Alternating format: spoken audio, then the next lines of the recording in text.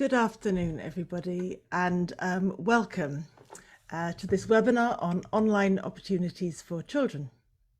My name is Sonia Livingstone, and I'm a professor at Media at LSE, and I lead the theories work package of a European Commission H 2020 funded project called CORE, Children Online Research and Evidence, and this is hosting this webinar.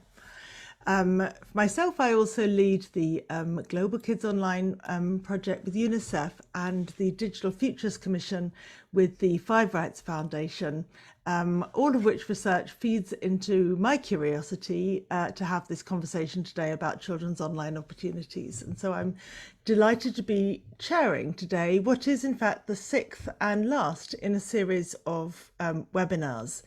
So our previous webinars have addressed multidimensional, multidisciplinary theories of children's well-being, their digital skills and literacies, what we call the 4 C's of online risk, the nature of the digital environment itself, and we held a debate among the 4 projects funded by the European Commission, of which CORE is a part, together representing a significant investment in research to understand digital technologies in the lives of children and young people.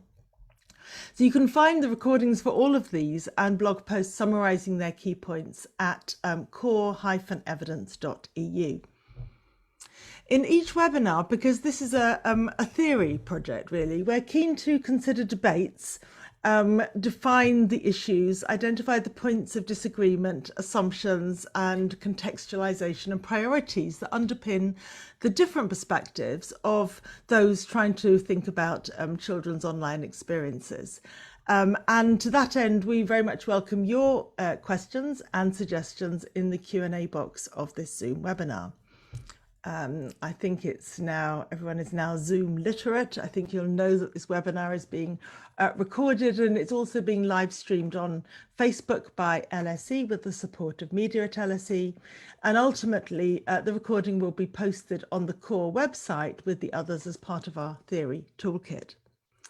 So the toolkit is designed to provide kind of conceptual and theoretical starting points, resources and discussions for researchers across Europe and beyond, centred on, though not restricted to, the study of children and young people's digital lives. And the toolkit will be soft launched by the end of this year, so we hope it's going to be of use. So to today's topic, why online opportunities and what do we mean by these? An obvious starting point might be to ask, why has society invested so much in children's access to digital technologies? What opportunities are expected? How should we frame them? What theory aids our thinking here, or perhaps informs our critique of the expectations of others? Then, given huge attention to the online risk agenda and the call to protect children from the internet and all it brings, how can we develop a more holistic approach? And again, in what terms and to what end? So today's discussion is designed to be deliberately open and inclusive, asking what opportunities matter and to whom. Are there disagreements, perhaps between children and adults, or industry and school, or, well, anyway, opportunities as perceived by whom is our question. Certainly when consulted, children are enthusiastic in calling for a very wide range of online opportunities, often seeing that in terms of their rights in relation to the digital environment. So shall we take our lead from them? I'm aware the word opportunity is a bit vague, but our intention is to avoid assuming that all opportunities necessarily bring tangible benefits, just as online risks may or may not result in actual harm. So this kind of separation of the notion of opportunities from benefits raises the question of how we conceptualize and research the pathways to beneficial outcomes. And it also highlights the mediating role of socioeconomic and other inequalities. So then we might ask, opportunities as enjoyed by whom? What's the researcher's role? Is it to define and measure and describe children's online opportunities, or is it to theorize them according to particular intellectual disciplines and frameworks, or even to advocate for particular opportunities, taking a more normative or political stance? My last question, I'm giving you all the questions on my mind. How should we integrate our theories and concepts across diverse spheres? So if we think of opportunities for learning, information, health, development, play, social relations, civic engagement, all of these kind of pulls us into different directions. Each sphere takes us into a different research literature. And yet the child or children and childhood serve to link them all. So we've invited today's speakers to advance our thinking in relation to these and whatever other questions might be on their minds. And let me introduce them in the order that they'll speak. Shakuntala Banaji is Professor of Media, Culture and Social Change in the Department of Media and Communications at LSE, an expert in media education, communication and development, and more. Her two latest books are Children and Media in India and Youth Active Citizenship in Europe. And her next book, Social Media Hate with Ram Bhatt, theorizes the landscape of disinformation and trolling in the UK, India, Brazil, and Myanmar. Koen Leurs is an assistant professor in gender and post-colonial studies at the Department of Media and Culture, Utrecht University. He recently directed the project Connected Migrants and Media Literacy Through Making Media. And his first book is Digital Passages, Migrant Youth 2.0, Diaspora, Gender and Youth Cultural Intersections. And he's currently a fellow at the Netherlands Institute of Advanced Studies, writing a book on digital migration. Giovanna Mascheroni is Associate Professor at the Department of Communication and Performing Arts in the Catholic University of Milan, where she leads a project called Data Child Futures. And she's part of the management team of EU Kids Online and another H2020 project, Y Skills. She's just completed a book with Andra Seebach called Datafied Childhoods, Data Practices and Imaginaries in Children's Lives, to be published soon. Jochen Peter is a full professor at the Amsterdam School of Communication Research, University of Amsterdam, and has published over 100 articles and chapters exploring how young people's use of new technologies affects their psychosocial development. He's published on children's interaction with social robots, the impact of online communication on teenagers' sociality, and the relationship between sexually explicit material online and adolescent sexual attitudes and behaviour. So we've asked our speakers each to take 5 to 7 minutes to set out how they conceptualise online opportunities for children, and then we'll have a conversational round of input from the speakers to consider whether they want to respond to each other, and we'll then open up the discussion to include your questions in the Q&A. Our discussant is Mariya Stoilova, a postdoctoral researcher in the Department of Media and Communications at LSE, and her area of expertise is at the intersection of child rights and digital technology, with a particular focus on the opportunities and risks of digital media use in the everyday lives of children and young people, as well as researching data and privacy online, digital skills, and pathways to harm and well-being. So Mariya will keep an eye on your questions and bring them to the attention of the other speakers in due course. Meanwhile, please feel free to tweet or post on social media using the hashtag CoreH2020 and hashtag LSE Children. So I'm going at this point to turn the floor to Shaku and welcome your contribution. Thank you. Thank you so much, Sonia, Mariya, and colleagues at CORE. It's a real pleasure to be here as part of this interesting discussion, obviously on a topic which is very close to my heart. In my work with children and media over the past 20 years, and in particular with digital media and the internet, I've always been really interested in the tensions between constraint and opportunity. So this is a great way of putting to the test some of the more theoretical ideas I have around how structure and agency function in relation to opportunity. And these are some of the parameters that I hope to talk about today and which I've tended to theorize in this area.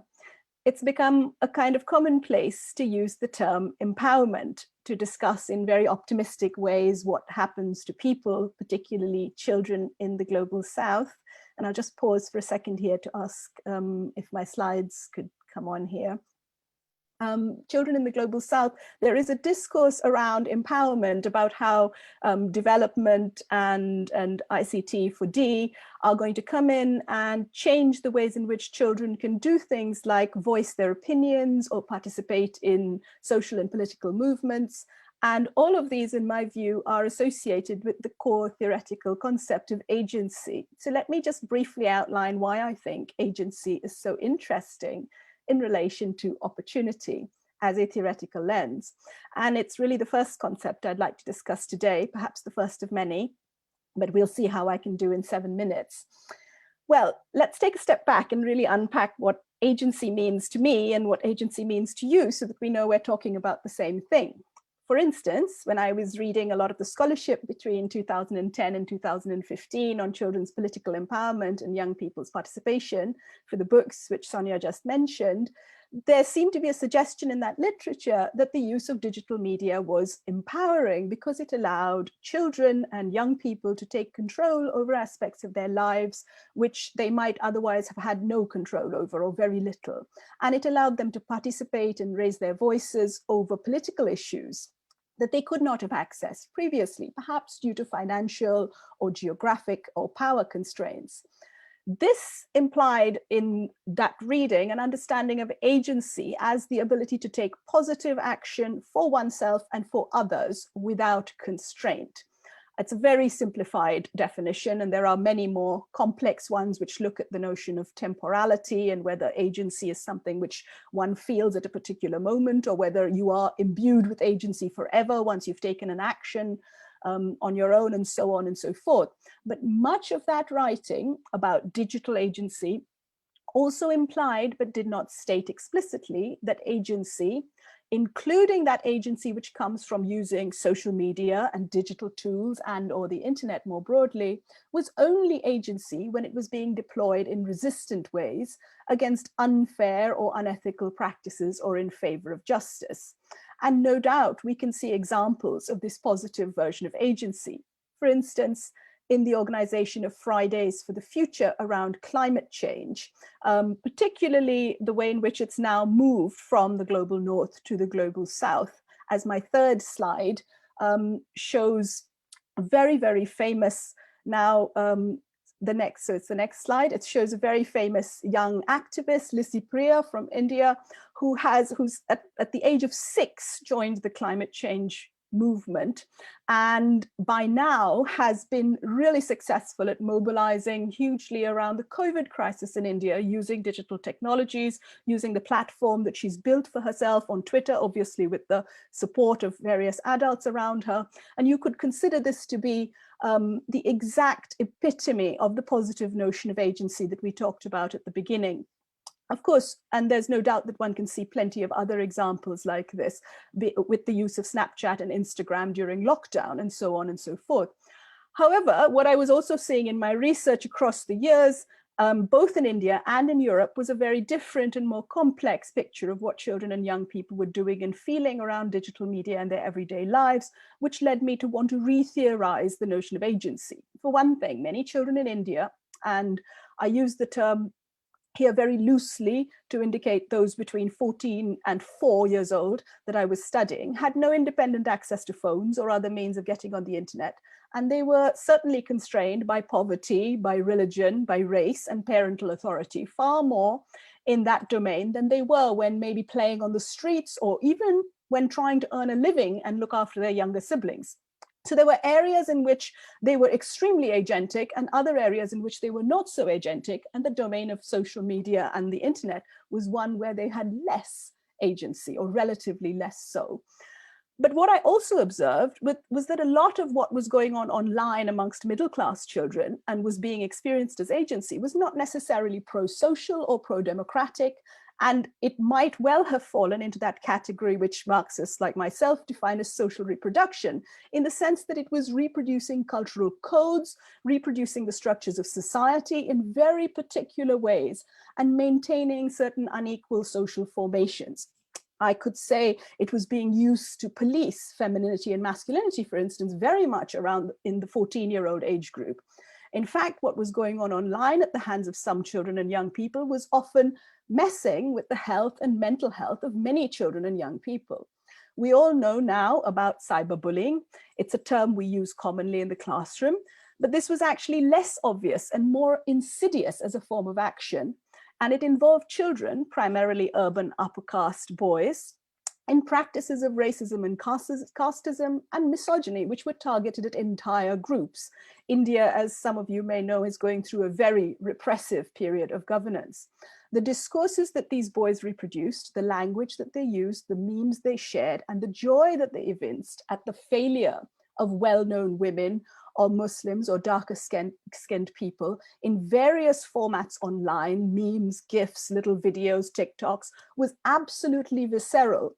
And I have to pause here to say, they spoke about the experience of making these things and putting them out on the internet as an opportunity. They had an opportunity to platform their hate.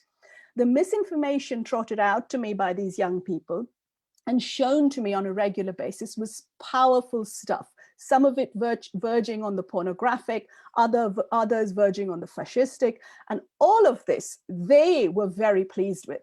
These kinds of attitudes and actions were not compelled by others. Therefore, we must consider them to be agentic. No adult was forcing them. They had, of course, been socialized into these racist and xenophobic mindsets, but they were taking ownership of the technology and of the ideas.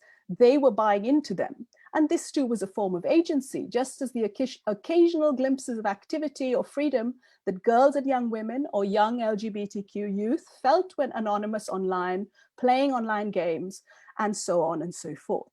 Notably, interviews with these boys and some girls revealed that they felt powerful doing this kind of resourceful conservation, using whatever resources they had, whether they were digital or non-digital. This led me to theorize one form of agency as being contaminated and another form of agency as being ephemeral or passing. And the digital sphere gives rise to both these forms. But also scholarship on this sphere, when it just talks about opportunity and digital agency, somehow hides and suppresses the acknowledgement of both of those other forms of agency. Technology enables agency, and once a child has had the opportunity to explore their agency in the digital sphere, they are empowered, and that is how they will remain, seems to be the mantra that we hear, particularly in the sphere of development. Rather than sometimes being found, sometimes being agentic, sometimes being disempowered, etc., as so many children today have woken up in the UK, either because they're distressed at the loss of the European Cup or because they're distressed at the extreme racism being leveled at their footballers, whom they like very much in online fora. One final point I'd like to make before I stop about my theorization of children's opportunities is that many of the children I encountered in Europe and in urban and well-to-do neighborhoods in India do not have the kind of online-offline dichotomous thinking that many of us aged 25 and upwards tend to have, nor do they have the same normative notion of what opportunity means. Their understandings of opportunity, as well as their agentic and privacy practices, were intersectionally linked to their everyday lives through gender, geography, social class, race, sexual orientation, religion, and various levels of physical disability or mental health. And I think it would do all of us good to remember the contexts in which we talk about opportunity and the kind of opportunities and their meaning for those of us in less privileged settings. Thank you. Brilliant. Thank you so much, Shaku. I expected a thoughtful and provocative introduction to the issues involved, and you gave us exactly that. So thanks very much. I'm sure there will be questions, and I'll just again invite people to put their questions in the Q&A for when we're ready to come to those.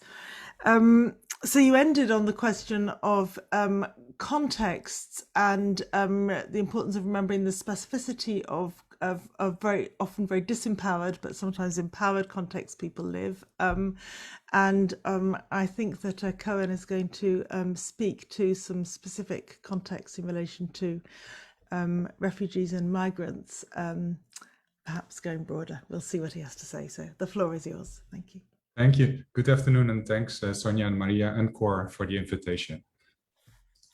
Let me also share my screen. So in the last 15 years, I've conducted creative, digital, and participatory fieldwork with over 275 migrants, refugees, and expatriate young people.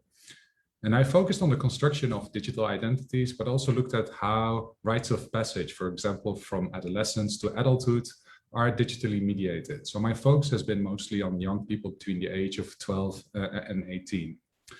And in this short intervention, I would like to focus on three conceptual underpinnings, three frameworks, which I find generative to understand how young people exactly navigate the digital to exert their digital identities.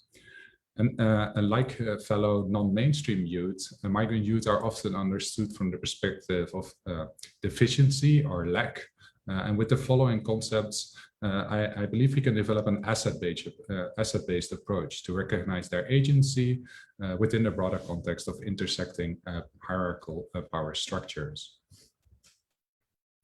Let me move to the next slide. First, there's great scope in taking up the lens of performativity to understand how young migrants articulate their identities vis-a-vis stereotypes, vis-a-vis norms and expectations. Identity stems from the Latin words identitas and idem that can be translated as sameness, simply.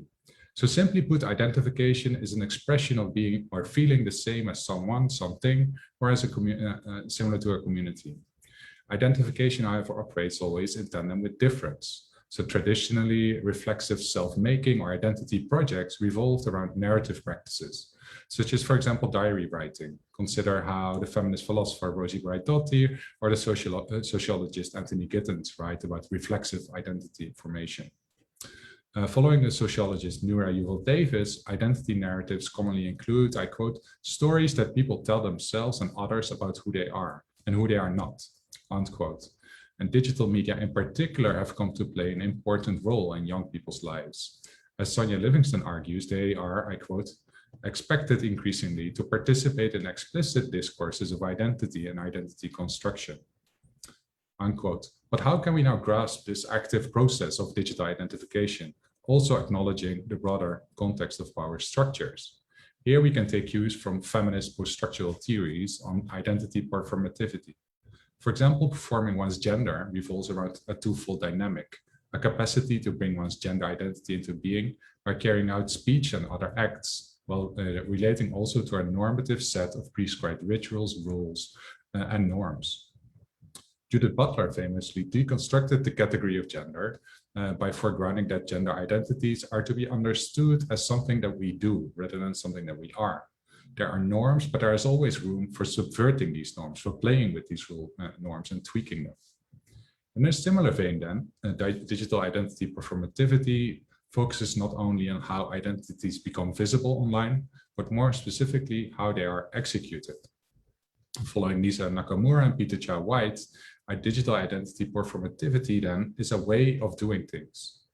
In my fieldwork, I, for example, studied with Media, a 13-year-old Moroccan Dutch girl, how she digitally identified with various groups at the intersections of youth culture, race, sexuality, and religion. This is a snapshot from our profile page on Hives, which was a popular social media platform over a decade ago in the Netherlands in 2009. So here we see the icons of groups that she joined, which showed up on her personal profile page. So like buttons and patches on backpacks or stickers on agendas, these reflect identity work. She shows feminist interests, Moroccan identification, youth culture, global junk food fashion, and counted Islamophobia by claiming recognition of her headscarf. By joining the group, respect is what I ask for the headscarf that I'm wearing. Secondly, I want to turn to a dramaturgical account of identity by looking at Irving Goffman's work around the front and the backstage, or the on and the backstage of performing one's everyday life. So this work dates from 1959 already, but it can be also transposed to account for the doing of identity in a digital context. So Goffman distinguished between actions on the public on stage, which are for the world to see, and the more private backstage, where we do not feel the public gaze, and we can discuss doubts, we can raise questions, and we can dare to experiment. And these two can be related to two important modes of youth connectivity: the private space, which allows for experimenting and discussing one's way of being, and the public onstage, which allows for expression of connectedness to a group and articulating group belonging. Consider, for example, Amani, a 70-year-old Syrian Dutch young woman who creates paintings to process her feelings. And through direct messages and private messages, she works these through also online with her close friends, where she shares the paintings. After feeling secure enough, she also publishes her favorite paintings for the broader world to see, such as the one that you see on the screen, #schizophrenia. And social media for her, she mentions, offers a chance, I quote, to explore who I am and what I am going to do. The notion of context collapse can be used to make sense of how Amani navigates between audiences across online platforms. Following Dana Boyd, context collapse, for example, is what happens at a wedding, when various of your social circles come into a contact with each other, and this creates often awkward or unexpected or unwanted circumstances.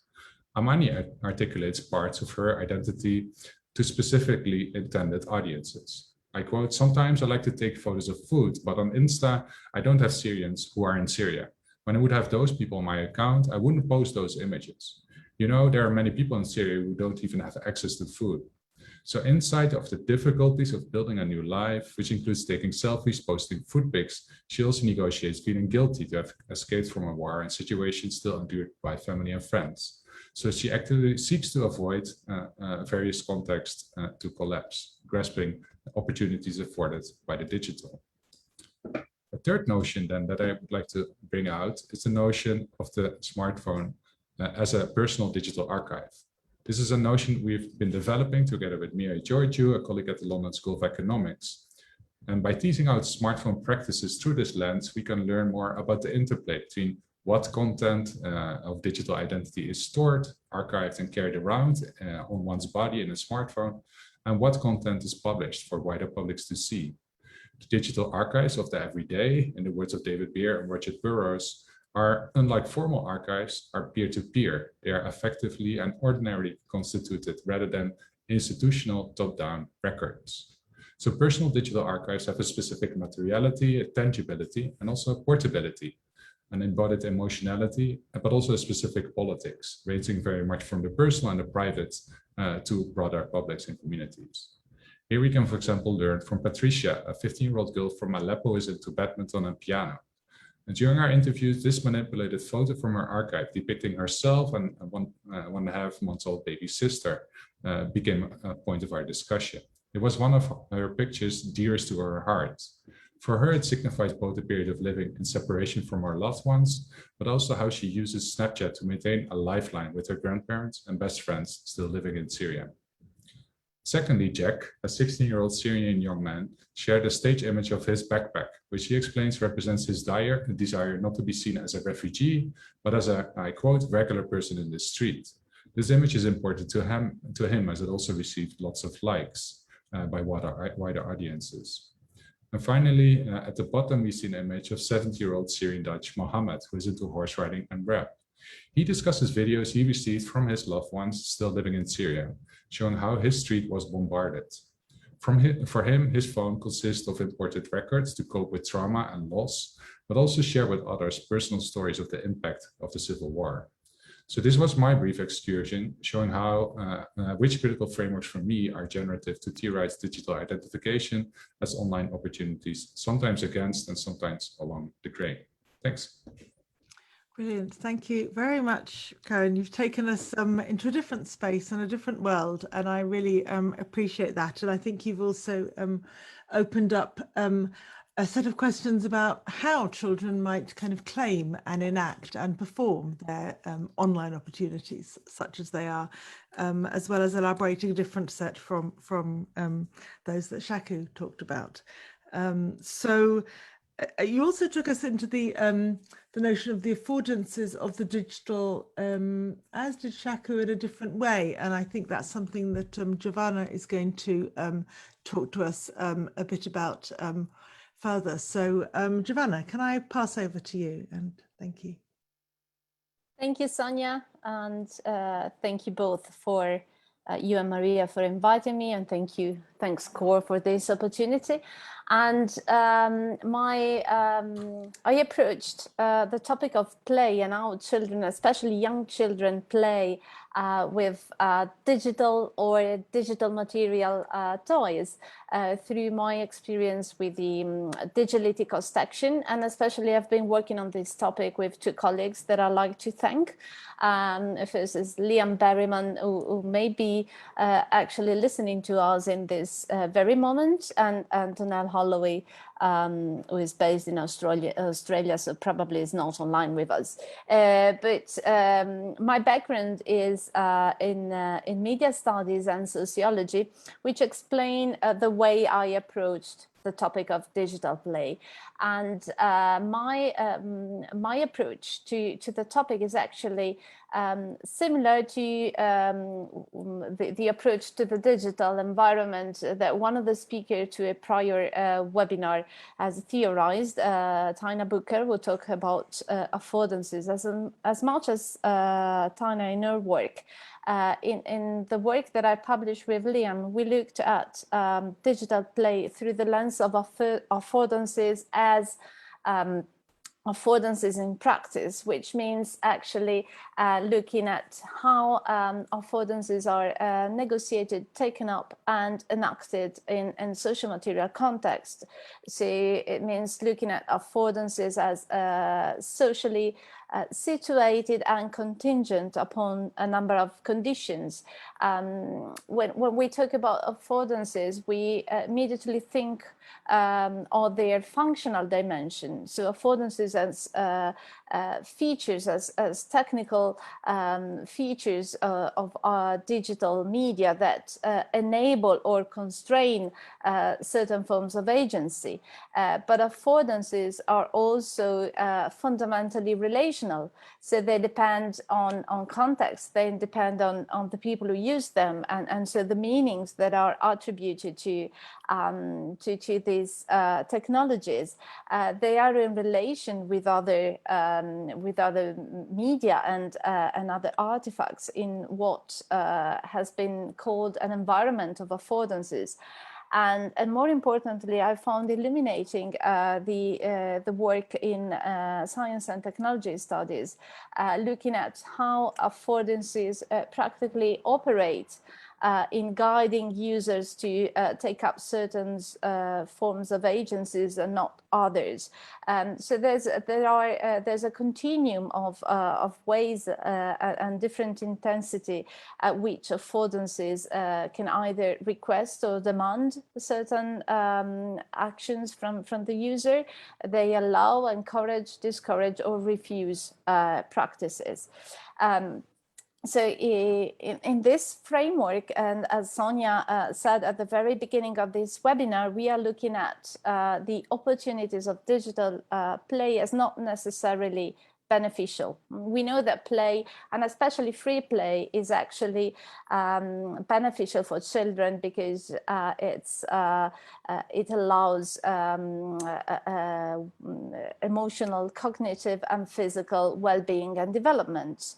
But it's not necessarily so. It depends on how it is actually enacted in the everyday life context, and so the users, the people, the artifacts, the products themselves, but also the places, the social context in which these devices are taken up matter, as Shakuntala argued before, and this has been explored in a recent publication by the Digital Future Commission, the Kaleidoscope on digital play.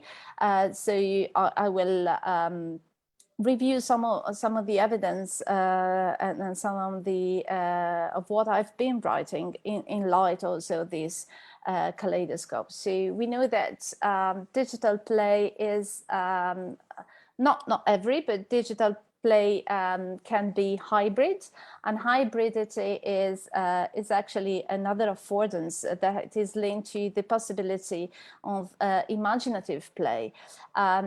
It's hybrid because it transgresses and reconfigures the boundaries between the digital and the material, the online and the offline, but also between toys and media.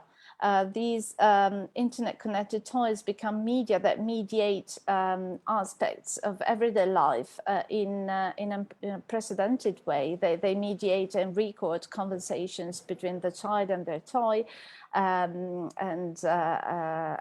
these open up a lot of challenges. But they also intersect and transgress the boundaries between the local and the global. So their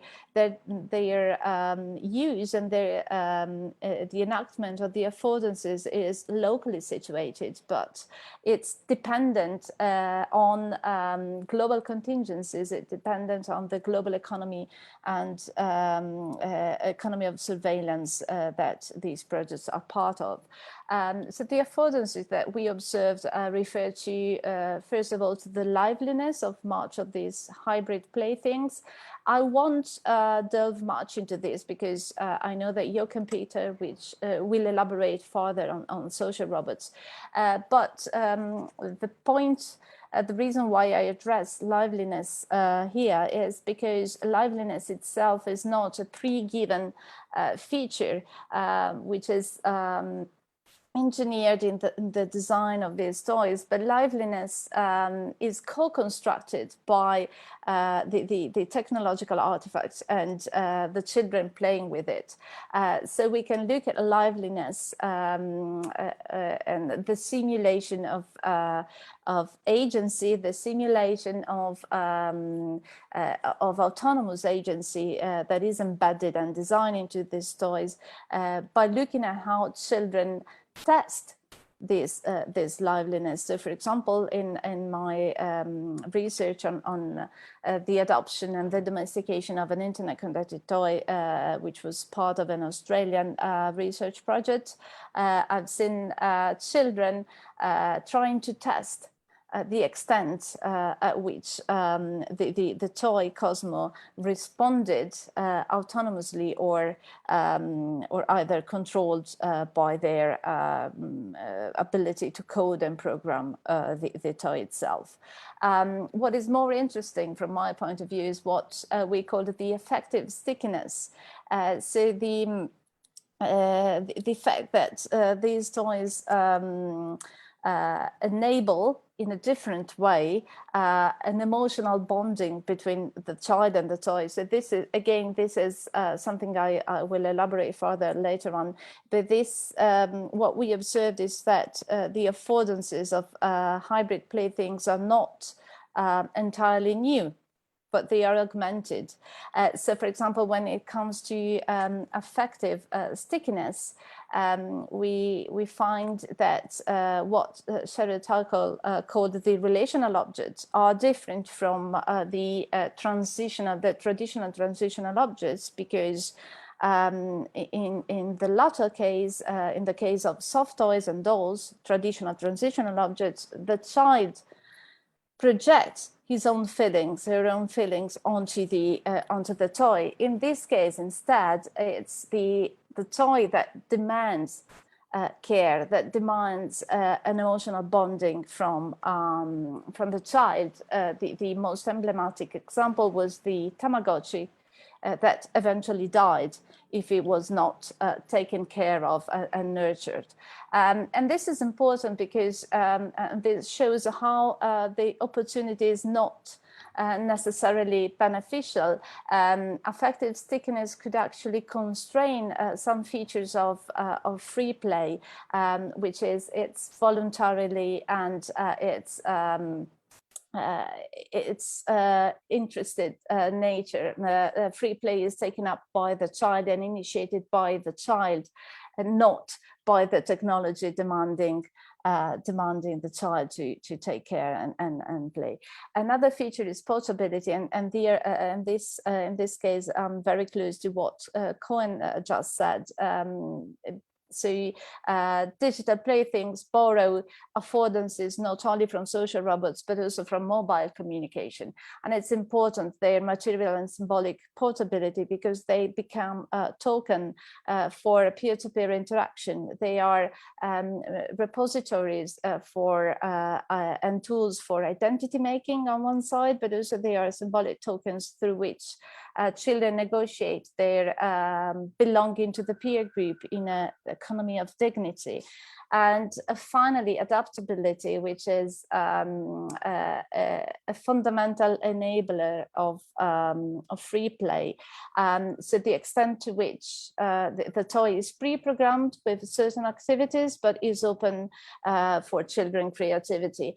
And this also shows how much the people and the places matter, and not only the product, because in this case, as much as with many Italian children that I interviewed, they were not very much skilled in the programming, the coding of Cosmo, but they were very much creative in how to use it. So this child, for example, used it as a remotely controlled car, and his mother says it's an improper use of Cosmo, but indeed it opens up free play and imagination. So just to briefly conclude, it's not entirely new affordances, it's affordances that are augmented through borrowing the affordances of mobile media and social robots. But also one more critical aspect is that the way the affordances of digital play operate and the way they demand more than allow and encourage could actually constrain free play rather than promote it. Thank you. Lovely. Thank you very much, Giovanna. You've taken us into another space again, and I know from a children's rights perspective, play is often one of the rights that has been called forgotten. People are sometimes surprised at the emphasis on the right to play in the UN Convention. So it was it's good to focus there, and clearly is a key opportunity. So as you said, Jochen and Peter also works on robots, but I think specifically on social robots, and is going to kind of take us into the social world of children and consider the opportunities for sociality. So Jochen, if I can pass over to you. Thank you.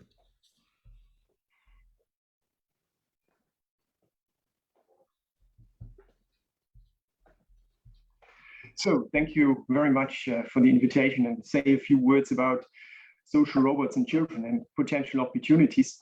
And I believe when we deal with opportunities and growing up in a digital age, it may by now also be important to have a look at social robots.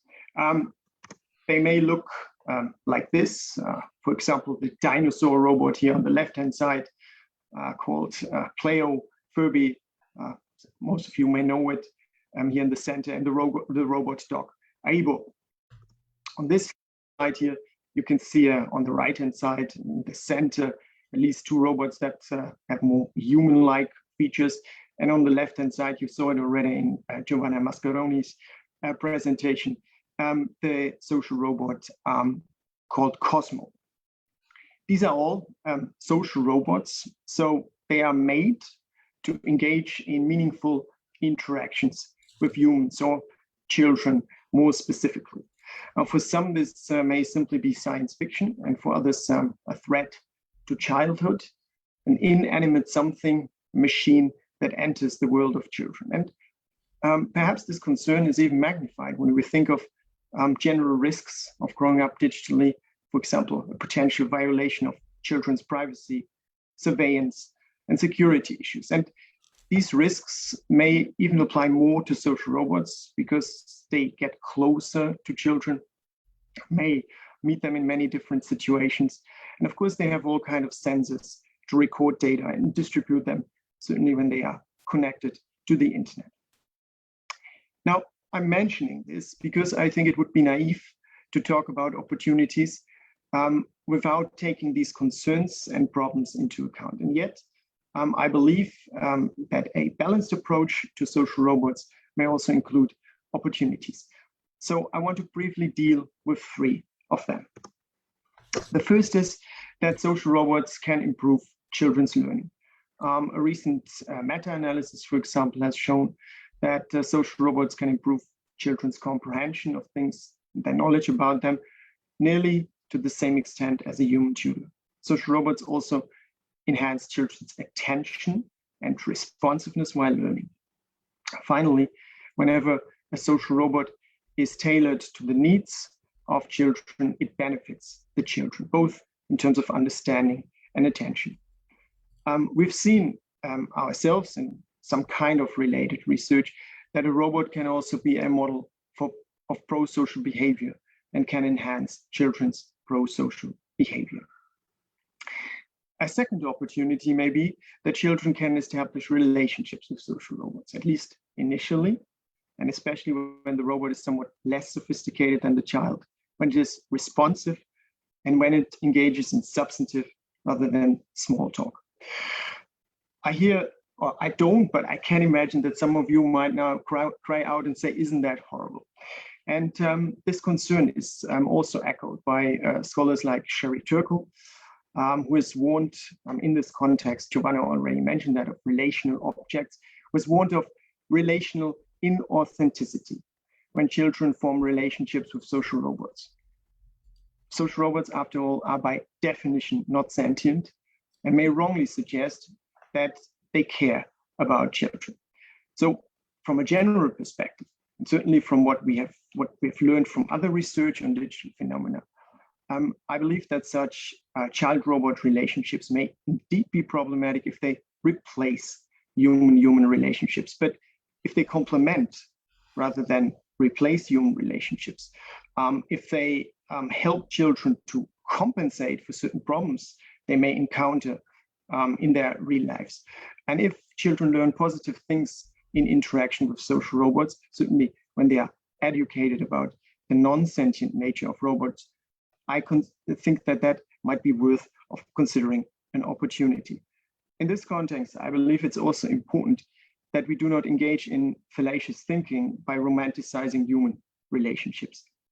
Many human relationships are unfortunately not as beneficial and fulfilling as we would like them to be. They may be deceptive, manipulative, or even violent and abusive. A third and last opportunity of social robots concerns therapy.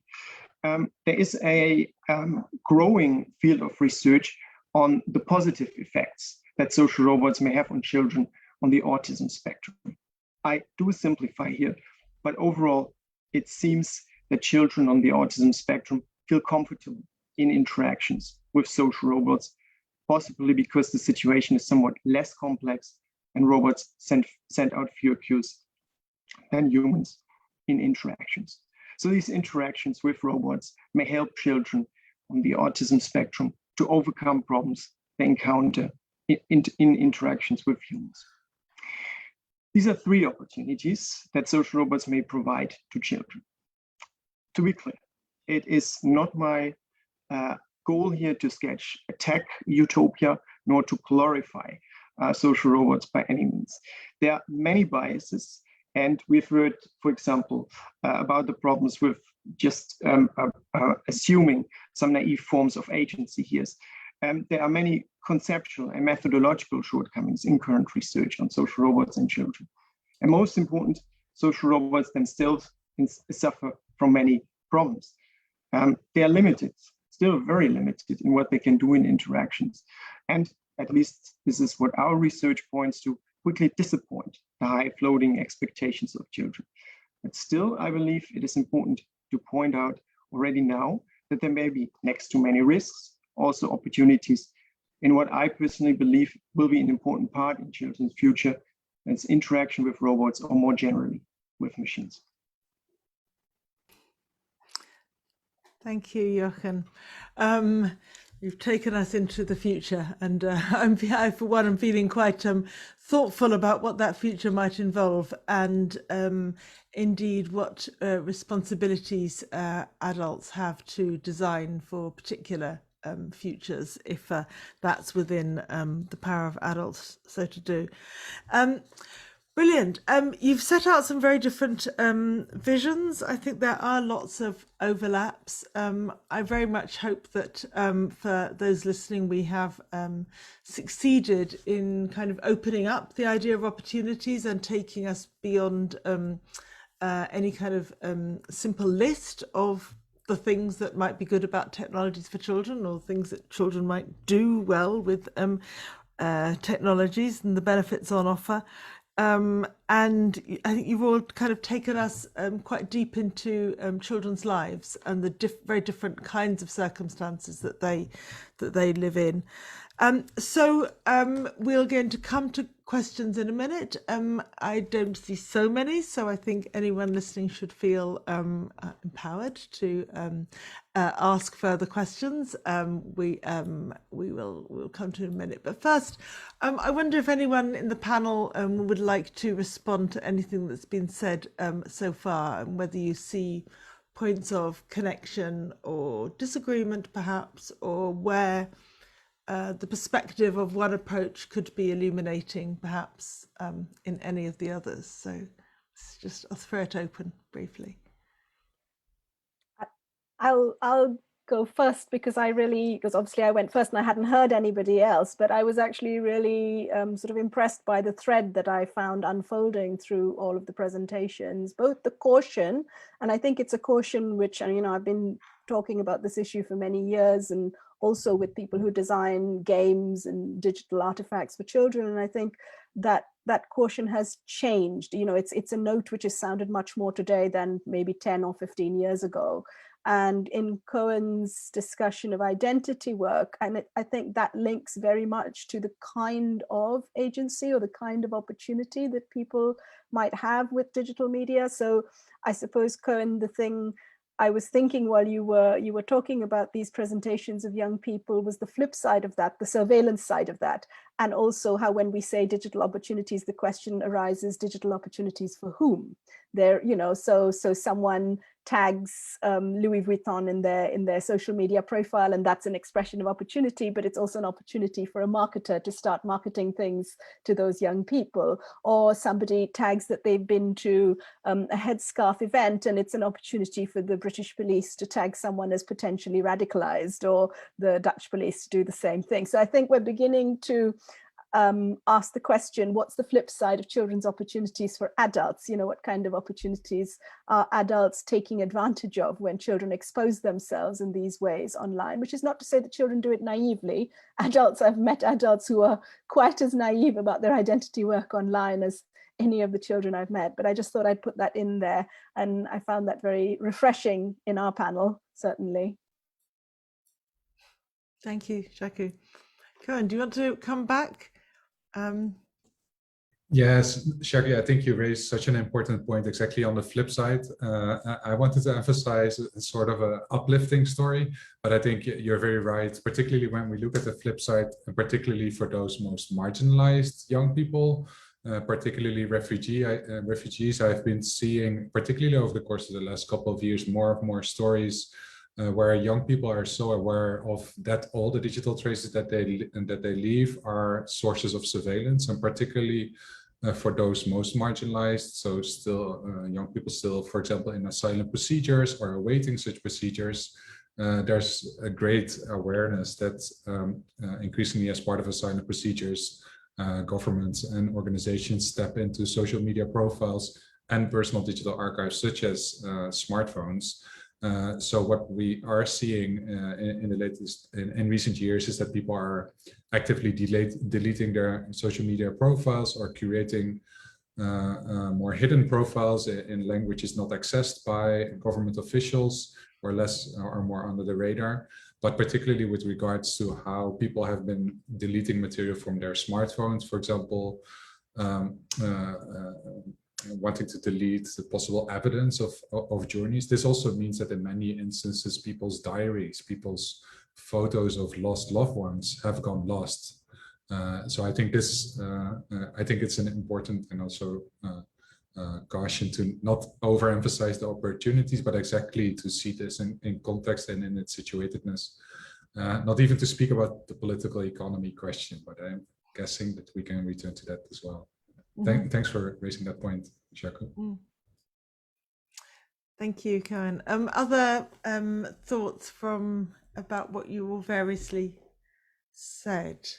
I mean, I think one thought that occurs to me is, in a way, to think about online opportunities for children is to kind of focus on questions of agency, and you've all kind of touched on that agency in different ways. But there is that kind of the flip side is, in a sense, a wider contextual point about the larger context of children's lives, and I think that's where their agency runs out, and the power of the adults around them, or indeed the society and culture around them, structure opportunities for them in particular ways and create all kinds of unintended consequences, as well as those that children themselves might have in mind. So I think there are some really interesting questions about how we whether we can conceptualize the idea of the context in which the child is growing up. Context is one of researchers' favorite words, and it's very rarely kind of unpacked, and maybe it can't be so. But I know that for many adults in different roles, you know, whether they are producing digital technology or whether they're the parents trying to enable opportunities for children, or those who are the kind of the duty bearers for children's rights as governments, you know, there are lots of ways in which adults are trying to scaffold or create certain kinds of opportunities. As you said, maybe that just takes us straight to questions of political economy. I mean, maybe I can ask Jochen to say something about how you see the opportunities being conceptualized from those who are designing these robots, and do they work with a similar frame to those of the academics studying the consequences, or do they maybe have, I don't know, what kind of concepts they might be working with there? And is that an engagement that you yourself undertake? No, I have no contacts with roboticists or people designing robots.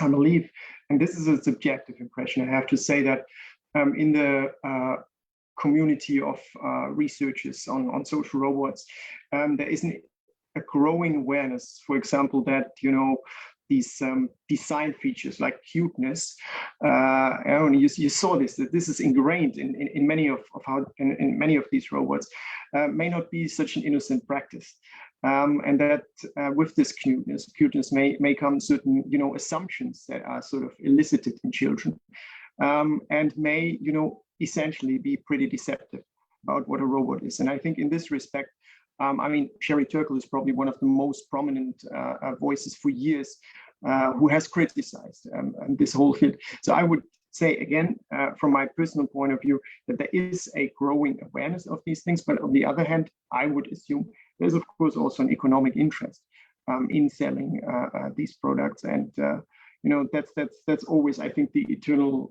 you know, tension that we need to see. But the awareness of, can children, is it okay that children are deceived by social robots with the things they already are able to do?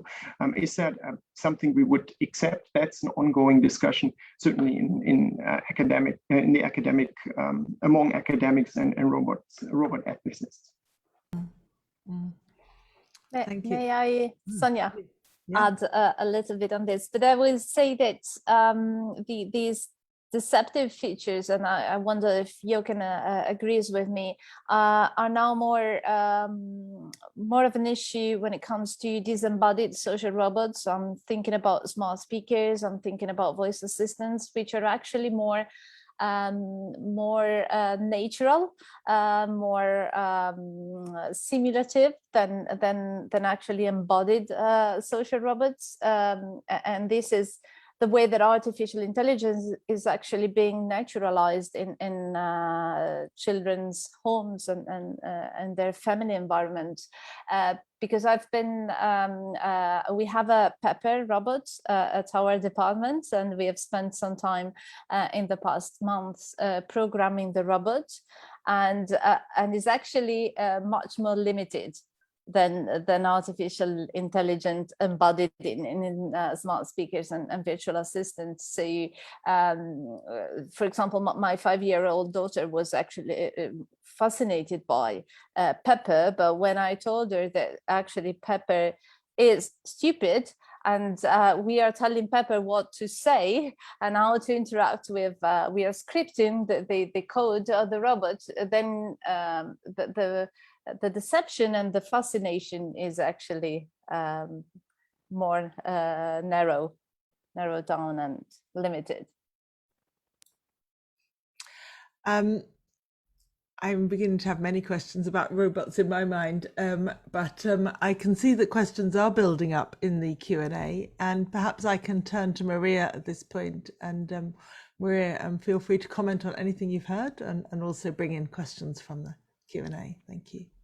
Thank you, Sonia. I had a list of my own questions because the questions from the audience were quite quiet at the beginning, but I'm going to leave this for now and not be selfish, because I think we have a lot of interesting questions from the audience. I wanted to start with one which was directly addressed to Jochen, which was asking about children with autism and how, whether there are any examples of how they benefit from interactions with social robots. So there was an invitation to expand on that. But I also want to open this question a little bit more to address the work of the other speakers, because I think there's something about marginal groups, or maybe disadvantaged groups, or whatever we want to call them, groups who might be facing particular difficulties. There was mention of mental health, of migration, all sorts of issues that were raising from your presentation. So maybe the rest of you can also think of examples where digital technologies are offering opportunities to these kind of groups, which we might think of as vulnerable. So maybe Jochen, do you want to go first and answer the more narrow questions, and then we can open up for other examples like this? Yeah, thank you. So as I said in my talk, the assumption generally in this line of research is that children on the autism spectrum feel, let me put it that way, less overwhelmed in a situation with robots, because the cues of social robots, the cues that they send are simply fewer than those in human interactions. And what has been studied, for example, is to what extent children then engage, children on the autism spectrum, engage in spontaneous play, engage in spontaneous interactions, read certain cues and react to these. On my slide, and I think you can rewatch it on the website of the project, there is a reference to a study by Kabibian, and you may want to check that out. He really reviews the literature in 2013. There are some more recent reviews, so if you want to know them, please send me an email, whoever asked this question. Mm-hmm. Thank you. Koen, I thought that this question speaks a lot to your work and groups that we might be seen as marginal. You were giving us some examples. Does anything come to mind as sort of a good opportunity that arises for these kind of groups that you've been working with? Thanks for that question. I think generally it's very important to think about when we're working with or on such so-called marginalized and vulnerable groups, to see how they themselves would position themselves and what labels they themselves would use. And I've been, when working with an international transition classes school, which is a school tailored to young newcomers here in the Netherlands, who offer a 2-year language training project, or a language training curriculum. We've been also moved somehow to see how, for example, dominant understandings of media literacy that we might have in the Netherlands and in Western Europe do not always account for the media literacies and the critical literacies that young refugees, for example, bring to the table. When we had discussions about, let's say, censorship and media production, or being aware of the political economy of platforms, Actually, we could, as researchers, learned a lot from how these young people navigated those structures. So for us, this was also an important reminder to think about what what is the point of our departure when we theorize, for example, media literacy? Where does it come from? Or when we theorize identity, what are kind of our assumptions? And I think here, by listening and collaborating with young people to understand their practices, we can learn a lot. And in terms of empowerment, what we saw, for example, as part of also this project, is where young people produced films on their smartphones. We collaborated with a local film festival. When we had those films up on the big screen, this was also such a transformative moment where they saw that their narratives about themselves, where they counted lots of stereotypes, were then seen by a general audience. That really helped us kind of create a unique moment, but also shift the frame from a kind of personal initiative to a collective onwards. Thank you. We don't necessarily have to go to all the speakers for each of the questions, but I wanted to check whether Shaku or Giovanna have anything to add to this one. I think because you were nodding at the beginning. Let's do a full round then. Yeah, I kind of wanted to bring in 3 points. One from what I talked about, which is that there isn't necessarily for children and young people this great divide between online and offline. And so old media also plays a massive role in perhaps socializing us towards what we do with robots, or how we imagine robotic toys, or how we interact with them. And 10 years ago, when I was doing a lot of work around children and intelligent toys, there was the buzzword of interactivity was huge. And of course, that takes us towards the political economy side, because interactivity was the thing that was being used to sell lots of not particularly smart toys at very, very cheap prices, and, you know, all the way from Pokemon upwards. But I think we need to remember that the frameworks for interpreting, analyzing, and understanding how robots behave have been there a long time ago, perhaps even in 2D media. So comic books have set a way of interacting. And actually, before there were these kinds of interactive media, people were interacting imaginatively with all kinds of stories and narratives around imaginary characters. And often they were imbuing them with emotional intelligence way beyond what they have. That leads to my second point, which is those characters and the emotional intelligence of those characters, the way they come across now on screen when the comic books are brought to life, or in the life of a walking, talking Peppa Pig. Those kinds of things are only as good as their makers. And therefore, in the work that I did previously, and in talking to and discussing with the makers of these kinds of digital games, one of the constraints they have is that if something is not going to, they may have brilliant ideas, for instance, about making high-tech, low-tech, which is good in environments where there's not much energy, or where you can't consume much energy, or in making things for children with very specific, but very, very small numbers of parents who will buy these things for their children with very specific learning needs or emotional engagement needs. It's very difficult to get funded. And the field is very, very narrow in terms of who's doing the designing. Tends to be a certain age group, tends to be male, tends to be white, tends to be global north. And even if you go to the global south and you find people making brilliant things, they cannot get their prototypes funded. So we were back to the chicken and egg. How do you get more diversity into this? How do you tailor it to the needs of the specific parents with particular, children with particular needs? And there needs to be a pro-social approach on the part of games designer companies and funders of these things. And there isn't yet. There just simply isn't. And so it is a children's right to have things designed for them in particular ways, but it's not happening. Which brings me to the last point, which is actually the very last people often consulted in the global south are the children with those particular learning needs. So it's not just that they're in the global south, it's that there are children with autism, or parents who have children with autism in the global south, maybe in rural areas, who have not yet got diagnosed, but they know something's up, and they just have absolutely no access to any of these things. Whereas in the north, I've worked with people who run maker fairs, which are amazing and wonderful arena for testing out digital agency. And so it's also about spreading those opportunities, which are not necessarily the digital opportunities, but it's the opportunity to digital, or to do digital much more widely. Thank you, Shaku. Giovanna? Yeah, I wanted precisely to add on this last point, so the opportunities to the digital, because I think that most of the hope that underpins the public discourse on digital opportunities is actually that the digital offers or should offer children the possibility to overcome the structural inequalities and the personal vulnerabilities that they face in their everyday lives. But this is often not the case. And this is another way that that I strongly believe in the notion of affordances as socially situated. So let me just give briefly a very practical example.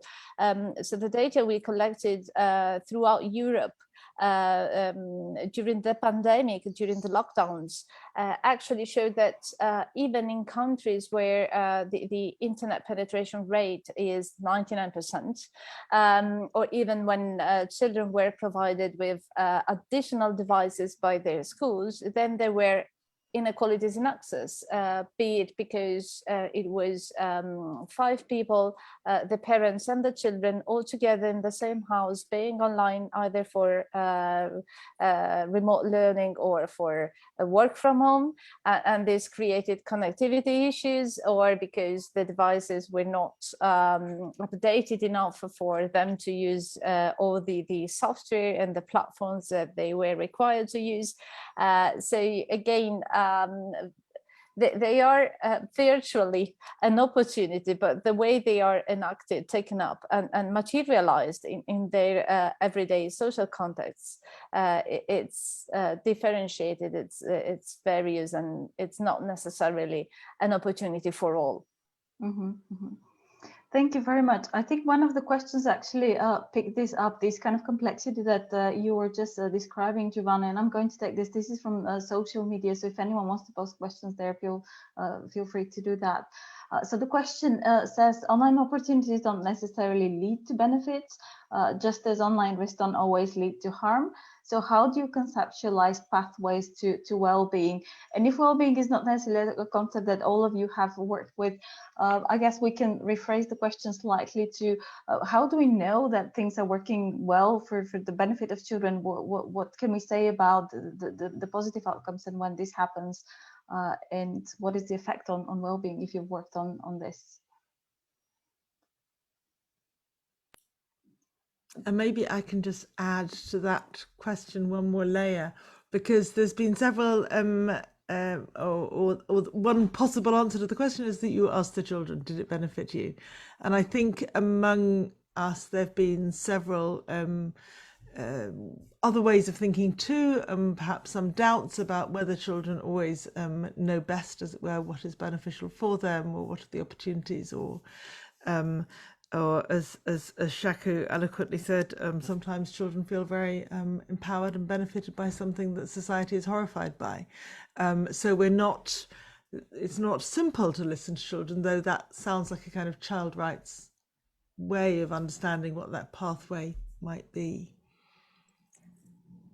I'll just jump in, because obviously one of the ways of finding an answer to that question, as you said, Sonia, is to do extended interviews with children. And I'll just say something perhaps a little methodological here, because I think all of us have interviewed children and families, and I think there's a difference between doing the one-off interviews, even if they're very long and in depth, and doing extended observations and then interviewing over a period of time. Because what I found was, if you ask direct questions about, how has this affected you or benefited you or helped you in a shorter space of time, and I've done this in school settings with teachers around, media education and digital media, and also in family settings, people tend to move immediately towards the things that are uppermost in their mind, something that happened yesterday or the day before, and they'll talk about an argument maybe that was provoked by, wanting to put away the iPad and the child not wanting to put it away, bedtime, somebody's homework was suffering. So the parent will give you the narrative of, we bought them this in order to help with the education, and instead they're using it for X, Y, or Z, whether that happens to be, social media after bedtime or whatever. If you interview children separately, they tell you something different from what their parent tells you. if you go back repeatedly and you watch parents and you watch children, you'll see frequently what children do and parents do, and how they emotionally respond to the social media and to technology, including digital toys and mobile phones, which I would argue are actually treated like little robotic pets and loved and cared for. And, you know, the horror if your phone gets wet or whatever. You see that parents do very similar things that they're castigating their children for, and that we use technologies in very similar ways, and that we are also losing our sense of attentivity in particular formats. So for instance, we'll flick back and forth perhaps between something very serious and something quite lighthearted, as children will also do. Whereas a parent will say, oh no, they're not concentrating on their homework because this little thing popped up on the screen and they just answered Sonia, she asked them a question. And so I think we need to be aware that different methods of doing research about the answer to this question will provide different answers to the question. And that there are tensions there, as Sonia pointed out, between what parents think they want for their children and what children think they want at any given moment. So I've gone back to a family, you know, where someone has said, I managed, you know, my child, you know, found a community of online LGBTQ children and came out, and this was amazing and wonderful. And 2 weeks later, I'll go back and the child is curled up under the sofa because they're being bullied online. So it really varies, and one has to ask these questions over a long period of time. If I may join in here, I think Shaku made a very, very important point that I believe our thinking about opportunities, but also about risks, really would benefit from a, you know, more longitudinal or long-term perspective. Now, I guess a lot of our research is just, and I mean, because we lack the money, because we lack the time, because we lack the resources, you know, just one point, one shot. But what Giovanna also said some minutes ago, that, you know, children are in the beginning, you know, in terms of robots or robotic toys, incredibly enthusiastic. It's a novelty effect, right? And then we base all our results on this, you know, initial enthusiasm, but that, you know, really fades off very quickly. And there is some evidence in the literature, but still, this that we translate it really into long-term research, and also, you know, children's experiences on that way, you know. That I think is still something that we miss greatly, because it would probably also show us that, you know, I think, Shaku, it was you who said, you know, by now children don't distinguish between the online and the offline anymore. Giovanna, I think you said there is this hybrid in between the digital and the material, the local and the global, the toys and the medium. I think this is something that we could then really see developing, right? And you know, perhaps also seeing that children can learn from other children, and you know, build up a certain repertoire in how to deal with, you know, anything digital. So I fully support your observation here. That is really greatly missing and thoroughly needed.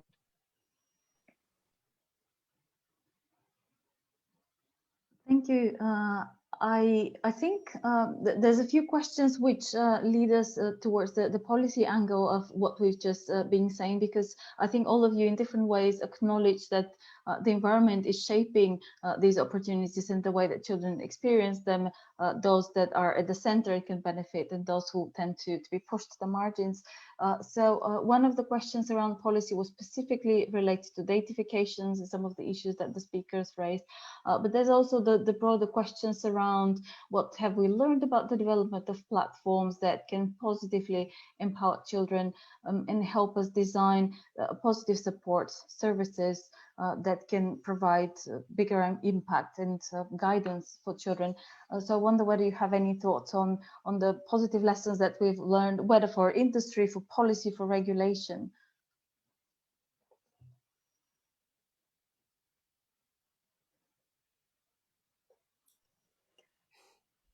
I'm happy to answer because I'm working on things like this, but I feel like I've talked a lot. So Mariya, maybe somebody else should go. It's hard when you're not in the room and it's a digital environment, and I don't want to point to people either. So Shaku, maybe you can start first and then others will jump in after you. Well, I'll just briefly speak because I've talked with several platforms, people who are working on hate speech and who are working on trying to reduce the harm that comes to anybody, but also particularly to children.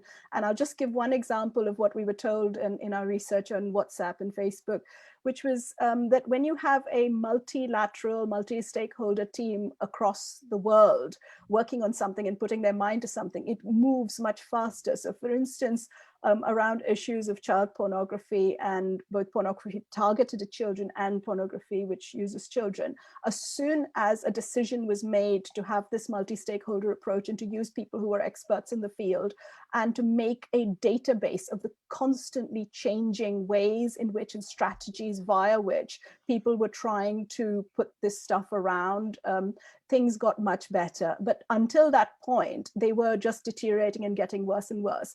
And similarly, we found with sort of hate speech, which children also, children are online all the time. Children can go onto Twitter, even if they're younger than 13. They often, things will come up in their searches. So they might search for their favorite footballer and then see 40 or 50 different racist comments against their favorite footballer. So we had suggested to the platforms that they actually have a much tighter definition and a quicker response to the reporting of hate speech. And I think this would, certainly their policy people are very amenable to this. It comes from the top though. So the policy people have to be supported and backed up by the management on this. And it would really increase children's pleasure and reduce the harm of their online opportunities. This reminds me, if I can jump in here, for the Digital Futures Commission, where we've been investigating play, we've been asking children about their play in multiple environments, and it makes very salient a really obvious, I think, but important point is that we often imagine that children are kind of engaging with their opportunities in child-only spaces, and by and large, children's digital lives are intersected with adult lives and are very often in the same kinds of spaces. And so when we have all those discussions about dealing with the kind of the hygiene factors, the bullying and the racist hate and so forth, that we want to get out of the way in order to enable the sociability to flourish, it often gets turned into a kind of an injunction that the children should start being good, the children should behave better and be dutiful citizens and so forth, instead of and it's quite a challenge to think how it is that we're going to, whether we want the overall online world to be more civil or to be more, there to be more intervention in the nature of that space, and that kind of struggle about recognizing how children are enjoying their opportunities in the same world as everyone else, not kind of off in a funny little walled garden that doesn't bother adults. But there's a lot of politics around that, as we're seeing in the policy world, I think, in a number of countries at the moment. But I think generally, it really raises the question: how are children to enjoy their opportunities in a rather crowded and often conflictual and often unequal space in which other actors are also doing whatever they want to be doing? So the digital world, I don't know if it has the kind of spaces for sociality, or I'm just thinking of Jochen's work, or of kind of civility that and privacy that I know that Giovanna has worked on. Part of the struggle is what is the nature of that world in which children, and distinctively perhaps the affordances of the digital world to enable problems, enable difficulties that children then are ill-equipped to struggle to face. Koen, I feel like this must be a particular, there must be some particular issues here in terms of kind of civility and spaces to be and to express oneself when one's thinking about children living sometimes in quite extreme circumstances and distinctly unsupported, often, I imagine, by the adult society around them. I was thinking how many young people in interviews and focus groups and school observations shared those experiences of where very often the burden was on them, on those who are already vulnerable, to call out or to point at injustices or to take countermeasures. But I was also thinking back about the methodological discussion that Shaku so importantly foregrounded on how very often insights on young people and children's digital practices changed over time, and how, as researchers, we can learn about this only through kind of longitudinal engagement. And what in our research was, we found a way to make this generative by trying to absorb this longitudinal kind of aspiration into sessions where we would invite young people to share either with us or with fellow young people by connecting their smartphone to a beamer and talk to their archives as a sort of scrolling back to their own ways of identifying over time, which is also a way to look at how identities are unstable and how opportunities seized online differ, and how at certain points indeed the empowerment stands out, and at other points more aspects of exactly those that you labeled as hygienic come to the fore, such as racism, bullying, etc. So I think there is also lots to gain by looking at how young people themselves document those experiences, document them on their phones, but also exactly on their platforms. There's a paper that I just looked up by Brady Hobarts and Cian Lincoln called the Scroll Back Methodology, which looks at scrolling back on social media platforms, social media timelines, and smartphone archives with young people, which might offer further cues here. Mariya, we are coming to the last couple of minutes, and I don't know if we answered all the questions or if you want to give a quick overview of questions not yet addressed, or whether we merely pass our apologies to those who ask more questions that we could address here. I think we could have addressed a bit more. There's questions about participation of children, and whether actually these opportunities create a better participation of children, and also some of the questions relate to the level of interaction. I think there's a lot around the online and offline kind of division, and do we know what is working and what isn't. But perhaps just because, as Sonia said, there's a few minutes left, maybe we can hear the final thoughts from each of the speakers on where they see things developing, and where is the possibility of moving the direction of development into a positive way, of dodging maybe some of the bullets that are coming our way with the fast development of technologies. What are the kind of things that we need to look out for in order to create maybe a safer and more engaging world in which children have a better opportunity to shape the environment in the way that is useful and beneficial for them. So I don't know whether, Sonia, do you want to take the order in which the speakers spoke? Or no, let's go in the reverse order this time. Let's ask Jochen to kick us off. Jochen, what change would you like to see that would bring better opportunities for children, if I paraphrase correctly? Well, I mean, related to what I was saying and what I tried to conclude my little statement with, is this idea that, you know, children, as let's say some 20 years ago, at least in rich countries, they were confronted more and more with the internet as a social medium, perhaps 25 years ago by now. I think we should now realize that children more and more will be confronted with interaction with machines, with automated communication, you know, and to exactly, yeah, that is a non-verbal comment. Yes. That is a non-verbal comment, because there are a lot of risks that, whether you think along in the tradition Giovanna put forward, the dataification of childhood, or whether you have the industry perspective with even more data from even closer context that data that you can contextualize with other data, these kind of things.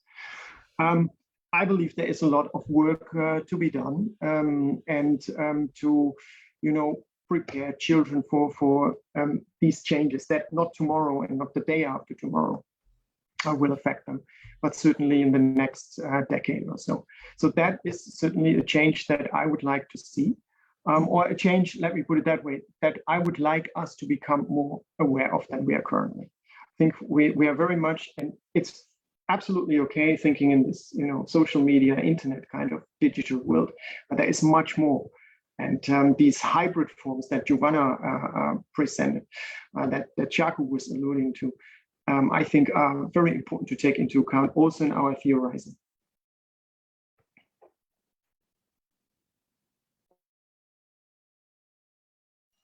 We're literally about to be turned off, I think. So I'm going to see if the others have like a one word, this is what I want to see, or Giovanna. Yeah, I could speak for hours, but it's just that we need a new business model that does not monetize children's and users' data. Yeah, well said. Good. Koen. I think listening to young people rather than speaking about them from industry, research, and the media could yield further opportunities for sure. Yeah, absolutely. Mine would be for researchers, really, don't fetishize the digital in any way. See it as very much a continuity with everything in life, the inequalities and the good parts of it, good parenting, etc. It's all a continuum, but also, just like Koen said, the more diversity of voices you have, the better. Brilliant. Thank you. You've been a very thoughtful set of speakers and panel, and I'm feeling very inspired and provoked to go and check out the sources that you recommended and the different perspectives that you're variously drawing on. So thank you so much, and thank you to Mariya for finding your way through the questions, and apologies to those whose questions we didn't manage to get to, but we will post the recording on the core website soon, and we do invite further engagement with everyone with this work and the work of everyone here. So thank you all very much indeed. Thank you, Sonia.